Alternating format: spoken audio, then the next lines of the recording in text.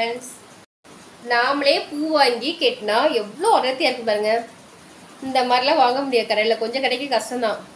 இப்படி கெட்டினாலும் எவ்வளோ அழகாக இருக்குது பார்க்குறதுக்கு. நம்மளுக்கு ரொம்ப பிடிச்சிருக்கு.